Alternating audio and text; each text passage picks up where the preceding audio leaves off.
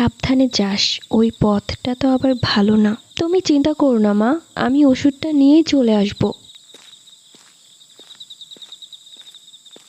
একা একা কোথায় যাওয়া হচ্ছে? কি আপনি? কবরস্থানের পাশের বড় বটগাছের পেছন থেকে বেরিয়ে এলো সুদর্শন পাঞ্জাবি পরা টকবগে যুবক। আমার নাম কাইফ, আমি এই গাঁয়ে থাকি। ও আচ্ছা, আপনি কি আমাকে চেনেন? জি। আপনার নাম ইনায়া? আপনি এখান থেকে দুবাড়ির পরের বাড়িতে থাকেন। তা বেশ ভালোই তো আমাকে চেনেন দেখছি। তা আপনি কোন বাড়িতে থাকেন? আমি এখান থেকে একটু সামনেই থাকি। ছোট থেকে আমি এই গ্রামেই বড় হয়েছি, এখানকার সবাইকে চিনি আমি। আপনি কোন বাড়িতে থাকেন বলেন তো, তাহলে দেখি আপনাকে চিনি কিনা। আপনি কি ভুলে গেছেন যে আপনার মা আপনাকে ওষুধ নিয়ে তাড়াতাড়ি বাড়িতে যেতে বলেছিল? ও হ্যাঁ, নয়তো মা তো চিন্তা করবে। আচ্ছা আমি যাই। এরপর ওষুধ নিয়ে বাড়ি যাওয়ার পথে একটা কথা আমার খটকা লাগলো। আমার মা যে আমাকে ওষুধ নিতে পাঠিয়েছে সেই ছেলেটা জানলো কিভাবে? হাঁটতে হাঁটতে চলে এলাম সেই বটগাছের দিকেই, কিন্তু সেখানে আর কেউ নেই। থাকলে হয়তো বা আমি ছেলেটাকে জিজ্ঞেস করতাম। কি রে, তুই এত দেরি করলি কেন?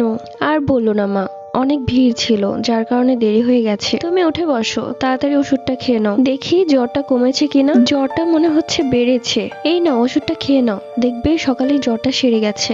মা, তোমাকে একটা কথা বলার ছিল। কি কথা বল? কবরস্থানের পাশে যে বড় বটগাছটা আছে না, কি হয়েছে সেখানে? না কিছু হয়নি, কিন্তু আমি যখন তোমার জন্য ওষুধ নিতে যাব তখন সেই গাছের পেছন থেকে একটা ছেলে বেরিয়ে এসেছিল। কি বলছিস?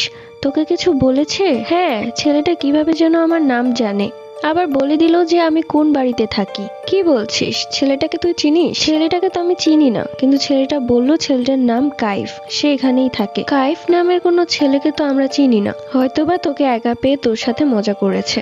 তুই বড় হচ্ছিস, তোকে নিয়ে আমার কত চিন্তা। আমারই ভুল হয়েছে তোকে একা একা যেতে দেওয়া। আরে মা, তুমি শুধু শুধু চিন্তা করছো, ছেলেটাকে তো ওরকম খারাপ মনে হলো না, ভালোই দেখতে। ঠিক আছে, আমি কালকে তোর বাবাকে সেখানে পাঠিয়ে জিজ্ঞেস করব ছেলেটাকে। রাতে ঘুমানোর সময় বারবার ছেলেটার কথাই মনে পড়ছে। ছেলেটার চাউনি কেমন যেন একটা মায়াবী রহস্যময়। সে কি করে জানলো যে আমার মা আমাকে ওষুধ কিনতে পাঠিয়েছিল? এরপর কখন যে ঘুমিয়ে পড়েছি তা আমি নিজেও বলতে পারবো না। সকালে উঠে মায়ের কপালে হাত দিয়ে দেখলাম জ্বর একদম সেরে গেছে। মা, বাবা কোথায়? সকালবেলায় তো তোর বাবার আসার কথা ছিল, কিন্তু আসেনি, হয়তোবা কাজের চাপ বেশি পড়ে গেছে।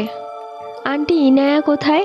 ও তো ঘরেই আছে, যাও ওর সাথে দেখা করে এসো। কি রে ইনায়া, কালকে না তোর আমার বাড়িতে যাওয়ার কথা ছিল, গেলি না যে? কি করে যাব বল, কালকে মায়ের অনেক জ্বর এসেছিল, আর বাবাও বাড়িতে নেই, তাই আমাকে একা একা ওষুধ কিনতে যেতে হয়েছে। কি বলিস? আন্টির এত শরীর খারাপ, আমাকে সাথে করে নিয়ে গেলেই তো পারতি। পার্ট 2 লাগবে? কমেন্ট করে